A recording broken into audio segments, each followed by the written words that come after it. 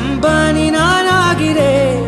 இந்த இன்ப மகாராஜ பெற்ற புது ரோஜ எலிசபெத் ராணியின் பேத்தியே. தாயே தாயே மகளன வந்தாய், தந்தை சிந்தை நலமுற வந்தாய். நீயே லோகம் என்று ஆனாய் பெண்ணே, என்னை ஆளும் தெய்வம் நீதான் கண்ணே. பெற்றது நானா இல்லை உன் மகனே நானம்மா. தாயே தாயே மகளன வந்தாய், தந்தை சிந்தை நலமுற வந்தாய்.